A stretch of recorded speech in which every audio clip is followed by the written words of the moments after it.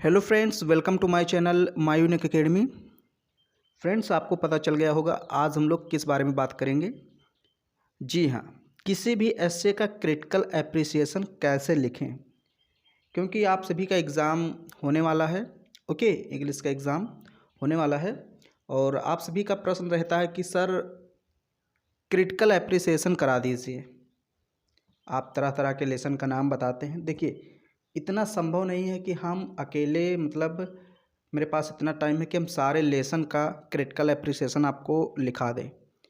लेकिन आज मैं ये वीडियो बना रहा हूँ आप सभी के लिए।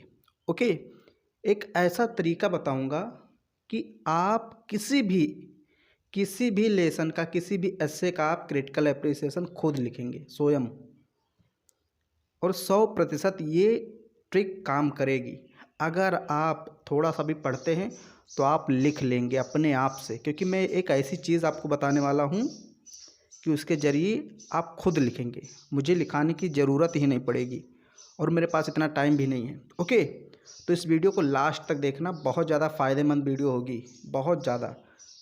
देखिए, यहाँ पर 6 चीज़ें आप देख रहे हैं: introduction, theme, development of thoughts, language and style, special features and conclusion. इन्हीं 6 पॉइंट में हम लोग को क्रिटिकल एप्रिसिएशन लिखना रहता है। अब मैं बताऊंगा कि इसमें कितने कितने शब्द के कौन कौन से हेडिंग लिखे जाएंगे और उनको कैसे क्या उसमें लिखना है। ओके, इन सारी चीज़ों पर हम लोग डिस्कस करेंगे, तो वीडियो को लास्ट तक देखना। चलिए अब हम लोग स्टार्ट करते हैं। चैनल पे पहली बार आए हैं तो चैनल को सब्सक्राइब कर दीजिएगा। अगर वीडियो पसंद आए तो लास्ट में आप लाइक कर देना।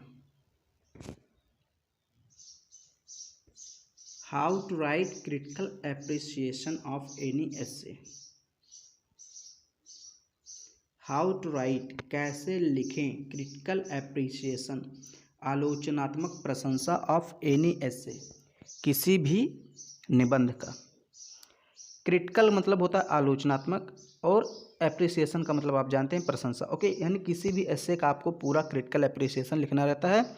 और क्रिटिकल एप्रिसिएशन को मैंने आपको बताया 6 पॉइंट में आपको लिखना है, यानी 6 हेडिंग में लिखना है। ओके, सबसे पहले हेडिंग मैं आपको बताऊंगा अभी डिटेल में कि इसमें क्या क्या और कैसे कैसे लिखना है। बहुत ही आसान हो जाएगा, लेकिन मैं अभी थोड़ा सा आपको बता दूं कि पहली हेडिंग इंट्रोडक्शन डालनी है। ओके, दूसरी थीम, तीसरी डेवलपमेंट ऑफ थॉट्स, चौथा लैंग्वेज एंड स्टाइल, पांचवा स्पेशल फीचर्स एंड छठा कंक्लूजन। अब देखिए, मैंने आपको बताया था और हर बार मैं बताता हूँ जब भी कोई लॉन्ग क्वेश्चन पढ़ाता हूँ तो बताता हूँ इंट्रोडक्शन। चाहे आप किसी राइटर का as an essayist, as a dramatist या किसी का कैरेक्टर लिखते हैं, कुछ भी लॉन्ग क्वेश्चन अगर लिखते हैं 500 वर्ड्स वाले, ओके 500 वर्ड्स वाले अगर आप लॉन्ग क्वेश्चन लिखते हैं तो आपको वहाँ पर इंट्रोडक्शन लिखना रहता है। अब जब आप किसी एस्से का क्रिटिकल एप्रिसिएशन लिखेंगे तो वहाँ पर इंट्रोडक्शन में आपको क्या लिखना है। देखिए, आपको लिखना है कि वो एस्से कब लिखा गया, कब पब्लिश हुआ, किस राइटर ने लिखा, किस बुक में पब्लिश हुआ, किस नाम से पब्लिश हुआ। मतलब आपको लगभग 50 शब्दों में लिख देना है। 50 शब्दों में आप ये सब लिखते रहिए कि कितने शब्दों में लिखना है। ओके, 50 शब्दों में लिखना है आपको इंट्रोडक्शन। बस क्या लिखना है कि किसने लिखा, कब पब्लिश हुआ, किस पुस्तक में, किस न्यूज़पेपर में, किस पत्रिका में, ये सब आपको किताब में मिल जाएगा। ओके, तो इतना आपका इंट्रोडक्शन हो गया।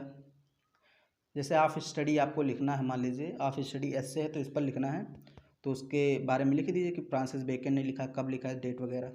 ये आपका इंट्रोडक्शन हो गया। ओके, 50 वर्ड्स में। फिर दूसरा आपको पॉइंट में लिखना है थीम। थीम आपने क्लास 10th 12th में पढ़ा होगा, सेंट्रल आइडिया, कि उसका मुख्य बिंदु क्या है, केंद्र बिंदु क्या है।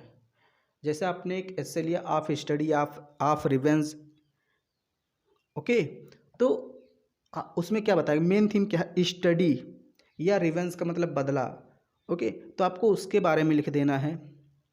ये भी कितने में लिखना है, 50 वर्ड में। ओके, कि इस एस्से में स्टडी के बारे में बताया गया, स्टडी को कैसे करें, ये सारी चीज़ें। ओके, स्टडी का मेन थीम आपको लिख देना रहता है, यानी कि एस्से का मेन थीम। अगर स्टडी पर है तो स्टडी के बारे में कुछ लिख दीजिए, रिवेंज है तो रिवेंज के बारे में कुछ लिख दीजिए। मतलब जो भी उसका हेडिंग है, एस्से का नाम है, उस टाइटल के बारे में आपको लिखना है। थीम, ओके, सेंट्रल आइडिया, मुख्य केंद्र बिंदु आपको लिखना रहता है। तो ये आपको 50 वर्ड में लिखना है, यानी कि 50 वर्ड्स। तो 50 ये हो गया और 50 ये, दोनों मिलाकर 100 वर्ड्स हो गए। ओके, आपको दो चीज़ें समझ में आई, क्या क्या लिखना है, इंट्रोडक्शन और थीम। थीम में मैंने आपको बताया सेंट्रल आइडिया। अब जो सबसे मुख्य पार्ट इसका होता है, ओके, सबसे मुख्य भाग होता है डेवलपमेंट ऑफ थॉट्स। देखिए, इसमें आपको उस एस्से की समरी लिख देनी है। क्या लिख देनी है? समरी।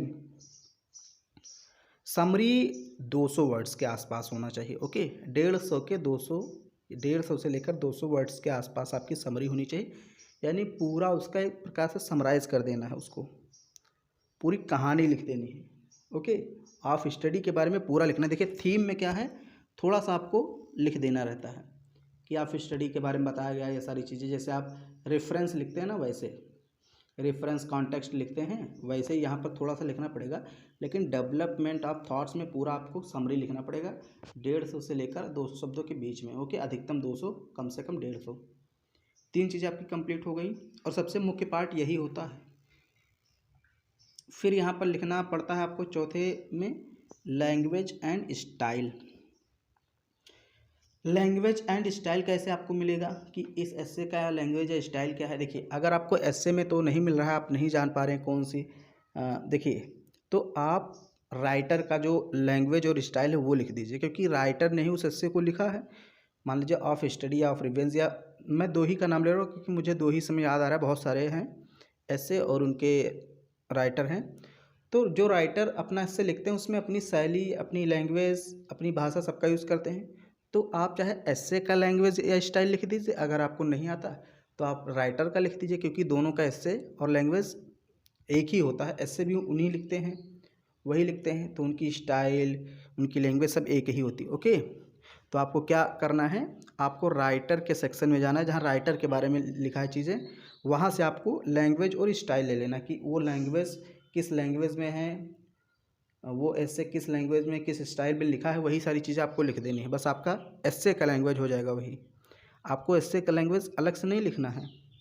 राइटर का जो लैंग्वेज या स्टाइल होता है कि भाई सरल है, कॉम्प्लेक्स है, कैसा है, लूसिड है, ये सारी चीज़ें लिखी हुई तो मैंने आपको बताया भी है, तो वही चीज़ आपको लिखनी रहती है। ओके, इजी है,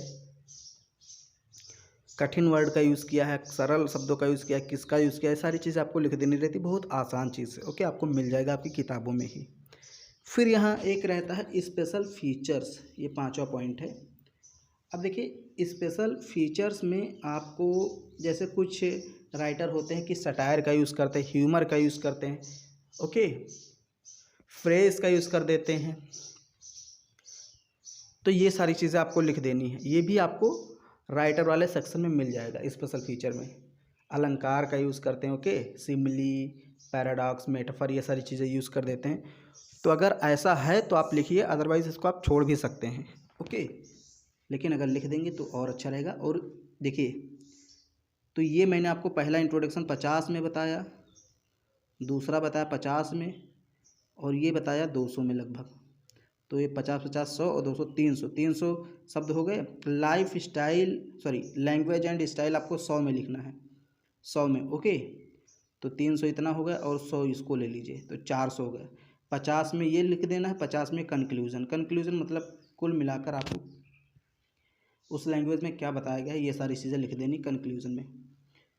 तो ये आपका 500 वर्ड्स का हो जाएगा। ओके, 50, 50, 100 ये हो गया, और 50, 50, 100 ये हो गया 200, और 200 का ये 400, और 100 का ये।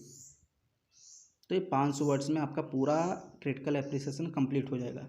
ओके, तो एक बार 1 मिनट में फिर से इसको आपको बता देता हूँ, फिर मैं वीडियो को बंद करता हूँ। देखिए, इंट्रोडक्शन में आपको थोड़ा सा डेट के बारे में लिख देना कि एस्से कब पब्लिश हुआ, कब लिखा गया, किसने लिखा। थीम में आपको मुख्य केंद्र बिंदु लिख देना है कि किस टॉपिक पर एस्से लिखा गया है। डेवलपमेंट ऑफ थॉट्स में आपको समरी लिख देनी है।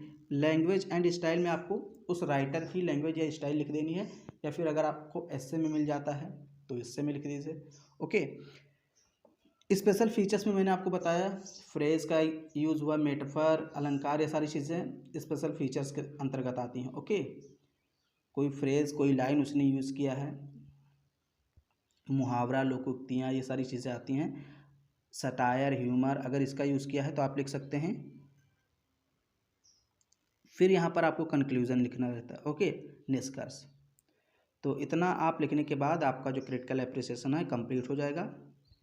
तो देखिए फ़ोन भी आ रहा है किसी का, और ये वीडियो अगर पसंद आए,